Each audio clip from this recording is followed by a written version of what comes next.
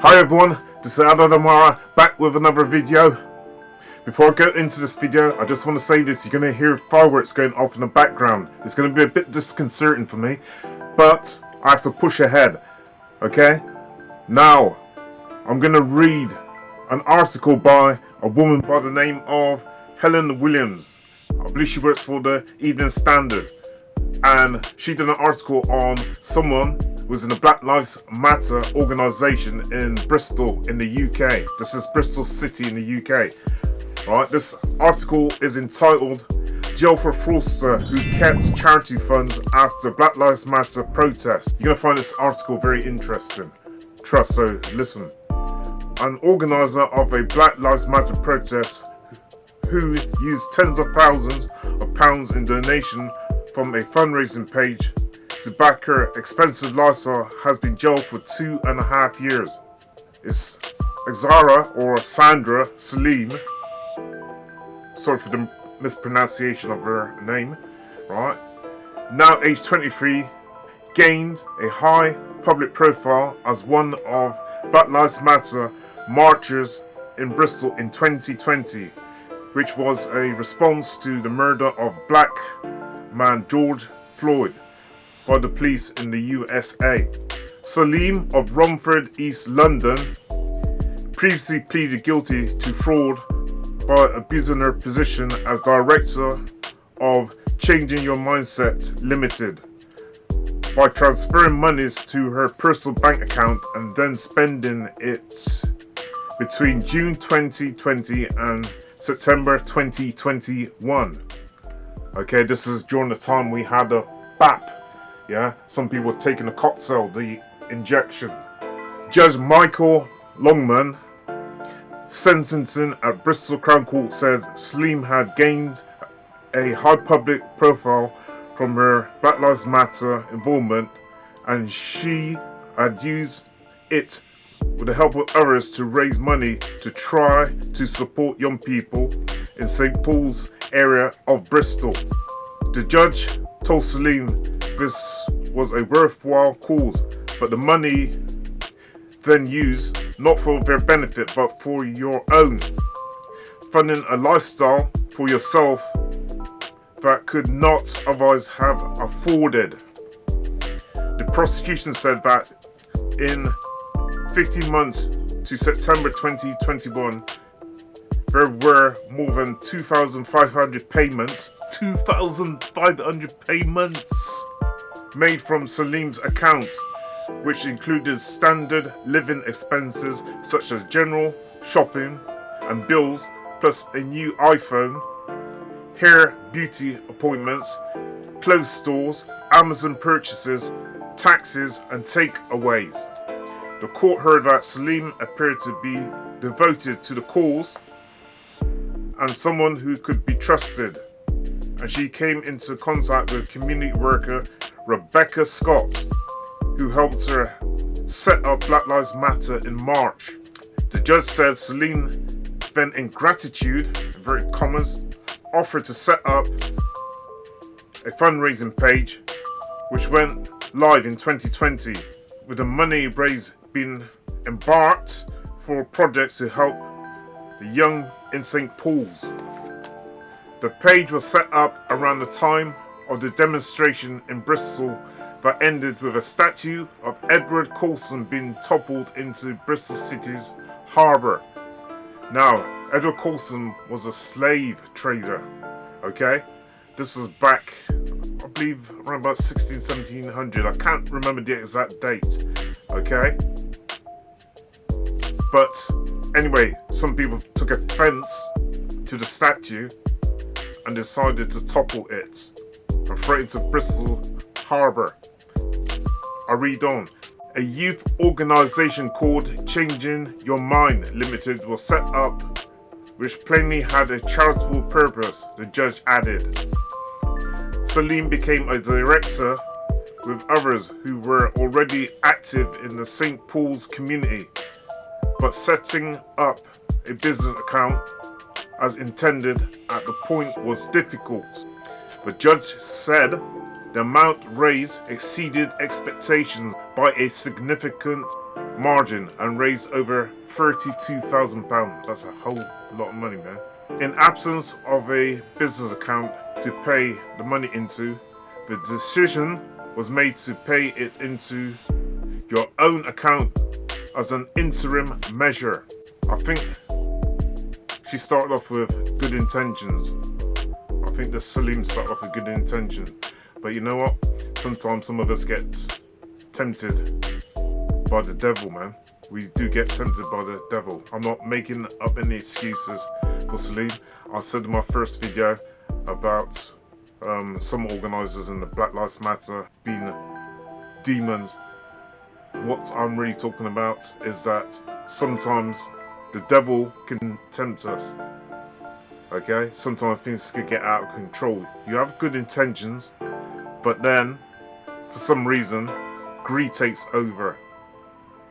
And some of us are guilty of that kind of thing. Yeah? We get tempted. Now Seline might have also thought to herself, hang on, I've been helping out this group and you know, I deserve something from this. So she might have thought, yeah, let me have a haircut or let me get an iPhone from that. Yeah, as part of service for helping this group.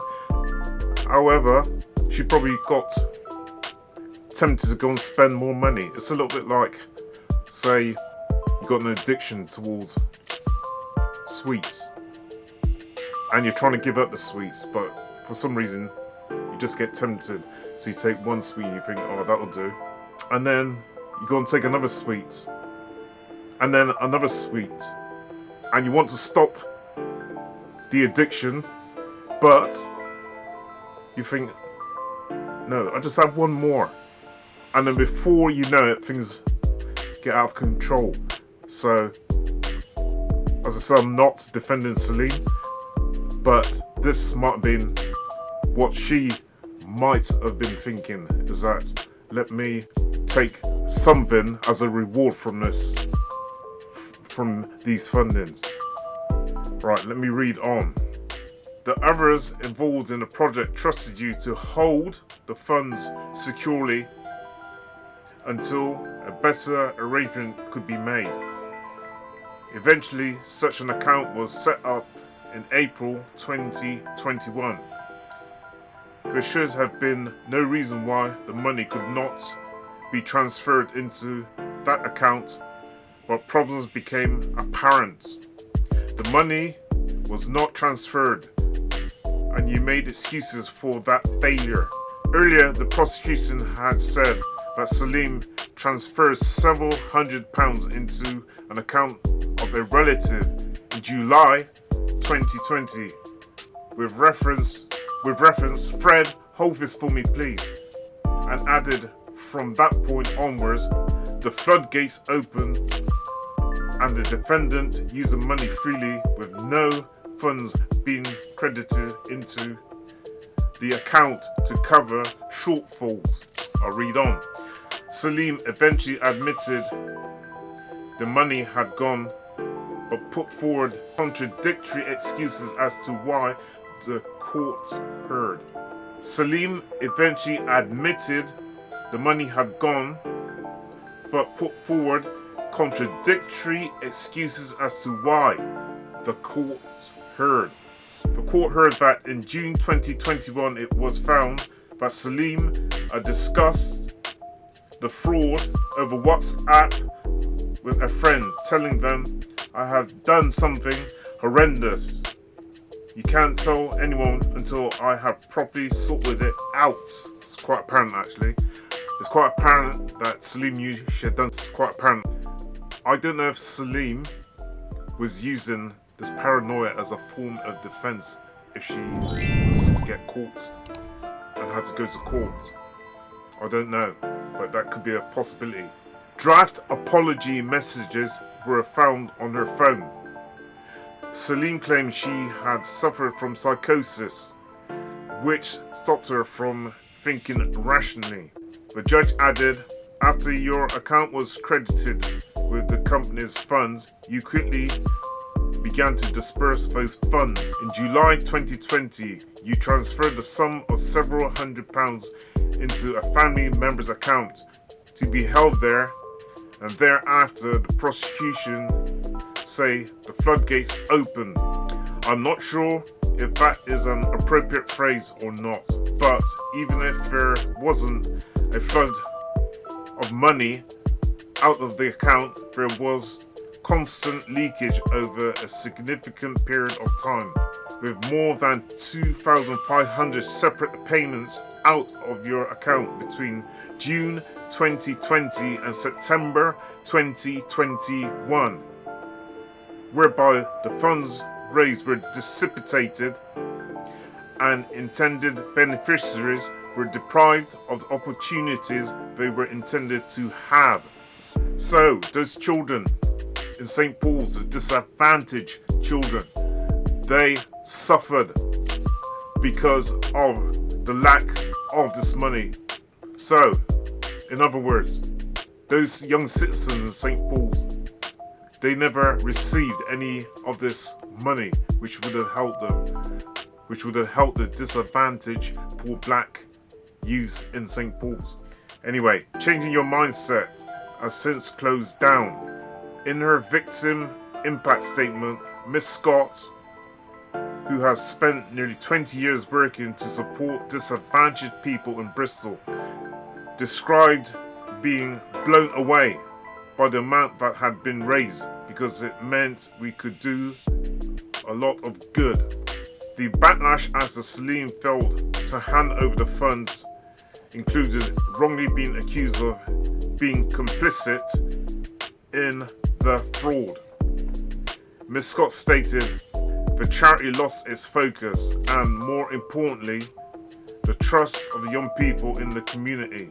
Saleem, who has said she feels remorse, had originally pleaded not guilty.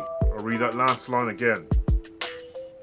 Saleem, who says she feels remorse, had originally pleaded not guilty. Not guilty. Saleem, think about it. What you've done. You took the funds which should have gone to the poor disadvantaged people in St. Paul's and you used it for your own needs. Now you might have set out originally with good intentions and then you got tempted. Saleem ended up getting 2.5 years sentence. Now, what I worry about is that these black groups in future, will other organisations want to make donations towards these charities if they think that the money is not going to the appropriate people? That is one thing that I'm seriously worried about. And it's a pity that this black charity in St. Paul's, Change Your Mindset, has disbanded. It's a shame, man. Anyway, I'd like to hear your comments on what you think. Please drop me a line at the bottom of this page. This is Eldad Amara with another video. Over and out. Also, people, if you like this video, please don't forget to hit the like button and please share the video with other friends as well. Please, thank you. Eldad.